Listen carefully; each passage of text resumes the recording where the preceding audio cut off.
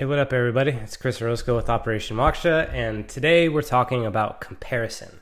Like when you compare yourself to a whole bunch of people and it makes you feel like shit, I'm going to talk about how to put that into a positive context and how comparison is actually really helpful, and that it's mostly just the emotions that are associated with comparison that are the problem. So I'm going to help you distinguish the two, put them in their own unique place, show you how comparison is really helpful, but also how the emotions can kind of get in the way and make it seem really unhelpful, and that there might be some work to do there.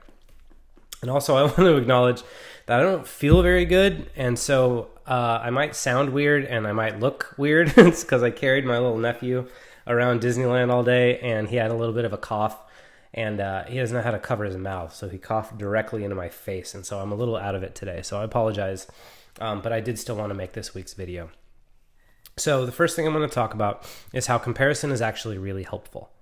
So, I'm an entrepreneur, I'm a coach, and so a lot of times when I'm putting together something, I'll look around at the marketplace around me in order to compare what I'm putting out with what everyone else is putting out. And this isn't to judge whether or not I'm good enough as a coach. It's not good enough. It's not about deciding whether or not I'm good enough as a person or if I'm stupid or worthless or anything like that, which a lot of time comparison can bring us to. It's just to say how much value am I bringing to the world compared to what everyone else is doing? Like, could I be going deeper? Could I be serving my clients better? Could I be packaging things a little bit better? Could I be saying things a little bit differently? Could I have a more solid brand and all these sorts of things? I look around and compare myself to everyone else because I want the stuff that I do to be the best that it can possibly be. And so if I look around and I see people doing things better than I am, I want to know that. And I want to know that they're better than me by my own standards. And so that means that my standards can raise, and that the value that I give to my clients and the lifestyle that I live to a certain degree and the impact that people get from being around me and coming in contact with my content or my coaching, that can just be up-leveled. So in that sense, comparison is really helpful. And it's one of these things that we evolved to compare ourselves, It's like when you're sitting around and you see everyone else like preparing for the future and preparing for the winter, but you haven't done it, and you're like, wait a minute, why is everyone else stocking all their food? And you go and talk to someone else and they're like, winter's coming, you idiot, you should probably be ready for this. And you go, oh shit, you're right, I probably should be ready for winter.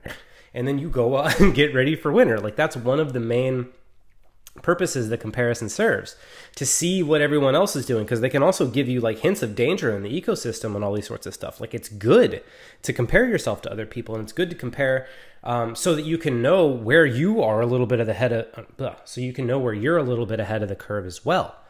When it comes to what I'm offering in my clients and that sort of stuff, there's some things that other people do better than me, and there's some things that I do better than other people by my own standards. And so I can lean into the value of the stuff that I think I'm better at, and I can lean into learning from the people that I think that are better than me at certain things. So comparison is mad helpful to help you become the best version of yourself, to help you be prepared for danger, to keep an eye on the ecosystem around you and tell you just what's going on. Comparison is really, really, really fucking helpful. But it goes bad when we connect comparisons with a negative self-identity.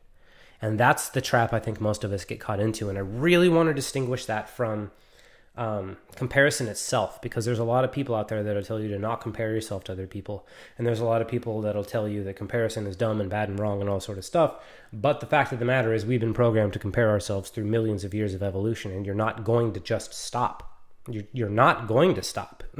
Maybe after a few more generations of people trying not to do it anymore, you won't, but as of right now, it's going to be a part of your reality, and so you might as well accept it to a certain degree.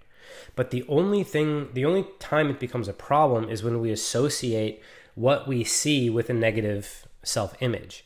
And so it's the negative self-image that's really the problem here.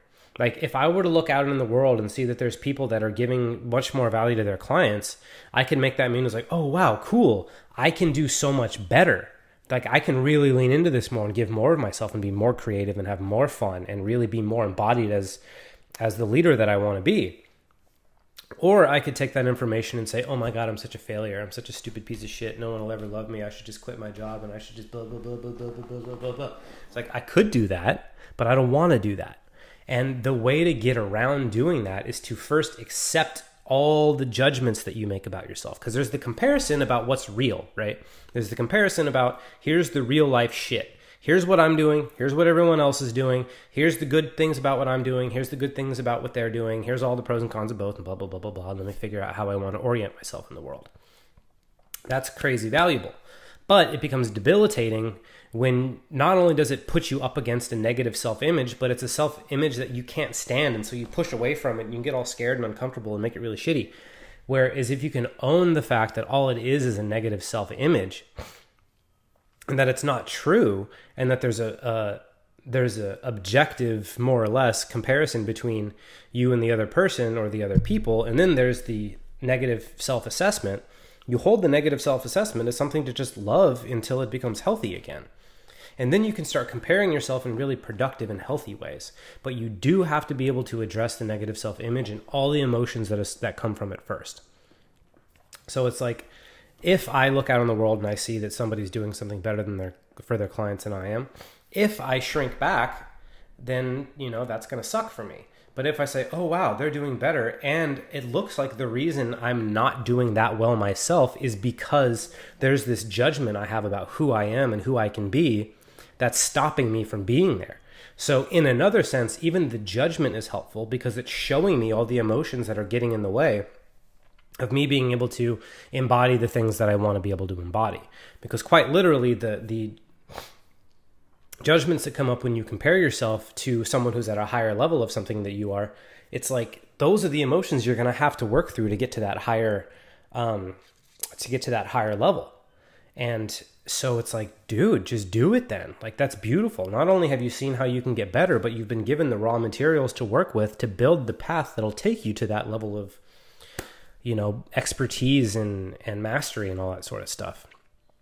So even in that sense, the judgment is still helpful. It's just a matter of how do you hold it?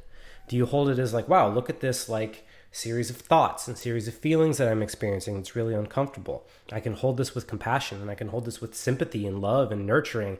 So this part of me becomes healthier over time, and I become healthier over time and more capable of doing the things that I want to do. Or do you just believe whatever judgments pop into your head and use that as a means to just beat the shit out of yourself and actually make yourself less effective in the ways that you're judging yourself for not being as effective in? Because it can be a self-fulfilling prophecy. Or something that I've noticed is a lot of the times the emotions that you use to beat yourself up about something afterward are the emotions that cause you to do the thing in the first place. And a good example of this is, it's like if I shy away from people because I think I suck, then when I lose a friendship because I shied away from that person and they got tired of me shying away from it, I will tell myself that it happened because I suck. And so the same weapon that you beat yourself into doing dumb stuff with is the same weapon that you punish yourself with after you did it.